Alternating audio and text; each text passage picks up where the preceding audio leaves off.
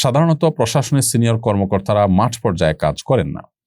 আন্দোলন দমন করতে সরাসরি নিজ হাতে হত্যাকাণ্ড সংগঠন করেনি, কিন্তু কর্মকর্তা হিসেবে গুলি করে আন্দোলন দমন করার নির্দেশ দিয়েছেন। তাদেরকে হত্যাকারী সাব্যস্ত করা যাবে কিনা? তারা যদি সরাসরি গুলি করার প্রয়োজনে এক দুজন মেরে ফেলার এরকম বিষয়ে কোনোভাবে নির্দেশনা দিয়ে থাকেন তার মাঠ পর্যায়ের কর্মীদেরকে, অবশ্যই তারা এই হত্যাকারী হিসাবে, এই হত্যাকাণ্ডের দায় তাদের উপরে বর্তাবে হবে এবং তারা হত্যাকারী হিসাবে সাব্যস্ত হবে। একটা হত্যার সাথে যদি অনেক লোক জড়িত থাকে, তারা সবাই হত্যার অপরাধী হিসাবে বিবেচিত হবে।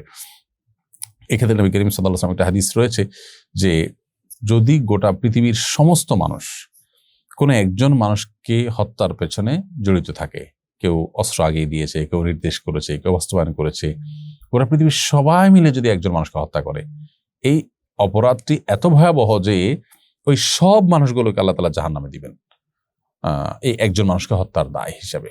দুনিয়াতে তো সাধারণত প্রধান আসামি মৃত্যুদণ্ড পায়, অন্য অনেকে বিভিন্ন মেয়াদে সাজা পায়, কিন্তু আল্লাহর খাতায় মানুষের জীবনের মূল্য এত বেশি যে কেউ যদি একজন মানুষকে হত্যা করার জন্য অংশগ্রহণ করে কোনোভাবে, গোটা পৃথিবীর সব মানুষ যদি অংশগ্রহণ করে, সবাইকে আল্লাহ তাআলা জাহান্নাম দিতে কোনো দ্বিধা করবেন না।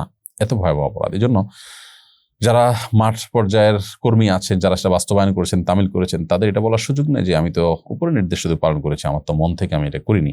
তারাও হত্যাকারী হিসাবে বিবেচিত হবেন। আর যারা উপর থেকে বসে নির্দেশ করেছেন, হত্যা করার নির্দেশ যদি তারা দিয়ে থাকেন, নির্দেশনা যদি দিয়ে থাকেন, তাহলে তারাও কিন্তু একই অপরাধী হবে।